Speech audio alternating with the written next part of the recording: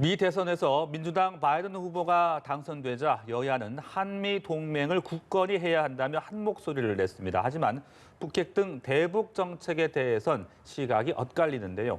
국회 취재기자 연결해서 자세한 내용 알아보겠습니다. 박초롱 기자. 네, 국회입니다. 바이든 시대 한미 동맹은 더욱 굳건해져야 한다. 바이든 당선 확정 이튿날 이렇듯 여야 지도부의 핵심 메시지는 같았지만 대북 정책을 놓고 이견을 드러냈습니다.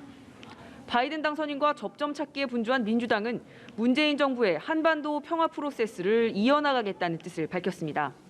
이낙연 대표 발언 직접 들어보시죠.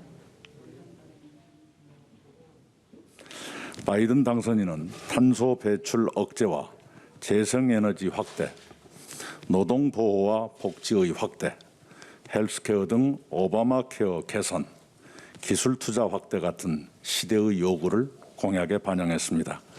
그것은 우리가 가려고 하는 길과 일치합니다. 김태년 원내대표는 우리의 전략과 노력에 따라 남북관계의 자율성이 더 커질 수 있다며 한미 정상회담 조기 개최의 필요성을 강조했습니다.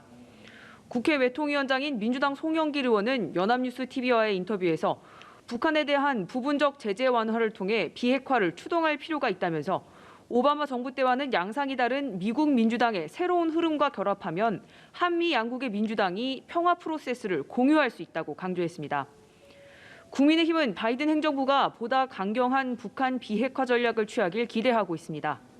김종인 비대위원장 발언 들어보시겠습니다.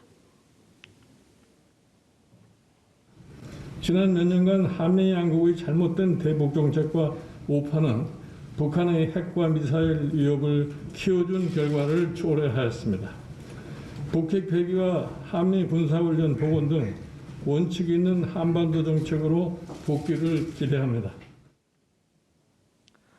네, 외교통인 박진 의원은 문재인 정부 대북 유화 정책의 근본적인 전환이 요구된다며 막무가내로 종전선언을 앞세우며 설득하려 한다면 바이든 정부 출범부터 첫 단추가 잘못 채워질 수 있다고 우려했습니다. 네, 그런가 하면 공수처장 후보자 추천이 오늘 마감되는데요. 10명 안팎이 후보군으로 오를 것으로 보인다고요?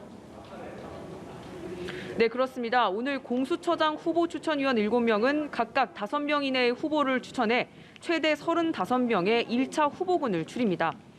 여야가 공수처를 놓고 첨예하게 대립하고 있어 법조인들은 공수처장 자리를 부담스럽게 여기는 데다 후보가 될 수 있는 요건이 상당히 까다롭습니다.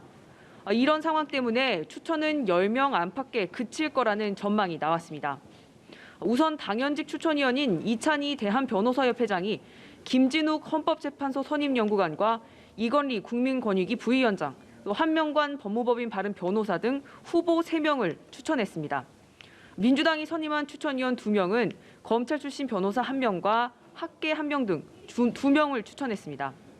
국민의힘은 검찰 고위직 출신 등 총 4명을 추천했는데 이 누구를 추천했는지 양당이 명단이 공개되지는 않았습니다. 오늘 오후 6시 이제 조금 뒤면 추천이 마무리되는데 그러고 나면 위원들은 이번 주 금요일 2차 회의를 열고 후보 압축에 들어갑니다. 민주당은 이달 안으로 공수처장이 임명돼야 한다며 야당을 압박하고 있는데 그러나 야당 추천위원들의 거부권이 있기 때문에 절차는 쉽지 않을 걸로 전망됩니다. 추천위가 의견을 모아서 2명의 후보를 추천하면 대통령이 이 가운데 1명을 초대 공수처장으로 임명하게 됩니다. 지금까지 국회에서 전해드렸습니다.